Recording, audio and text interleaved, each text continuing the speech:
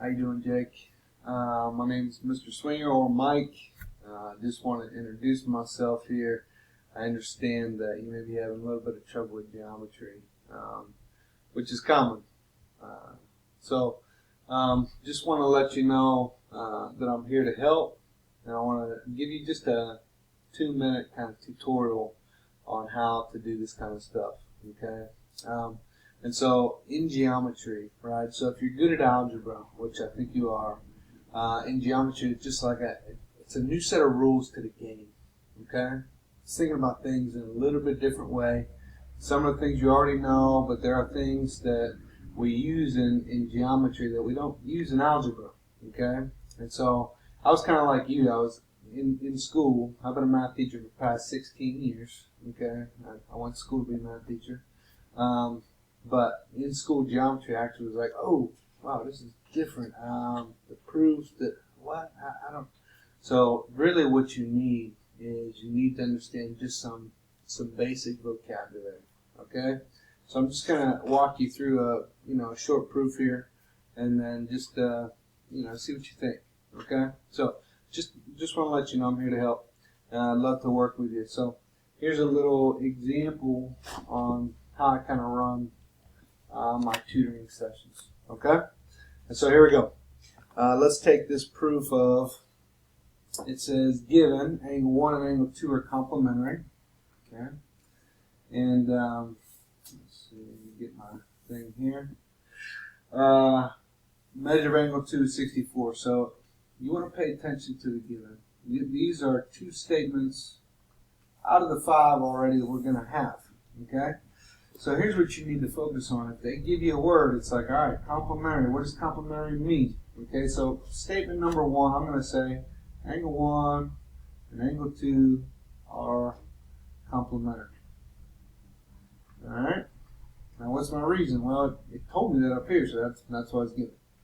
That was a given piece of information. Now, what I always do with proofs, what I got in the habit of doing is taking one given and saying, well, what does that mean? What can I do with that?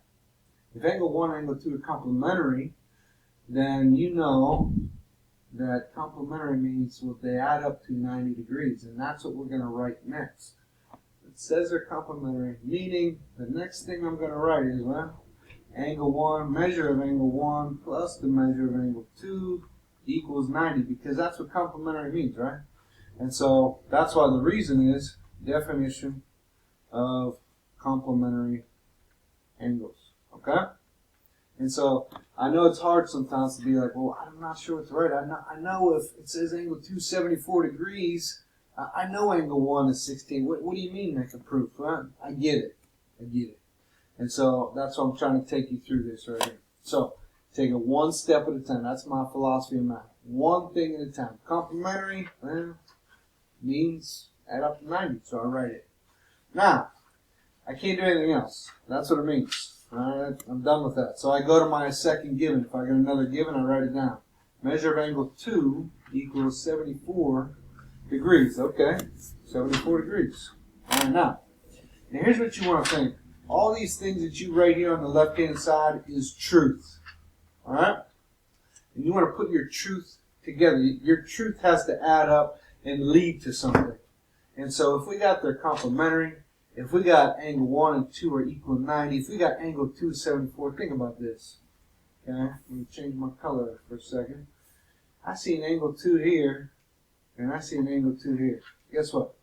If angle 2 is 74, the logical thing to do is to substitute 74 into this equation right here, okay, to make it into measure of angle 1 plus, instead of measure of angle 2, I know what it is. It tells me right here, 74 degrees is equal to 90.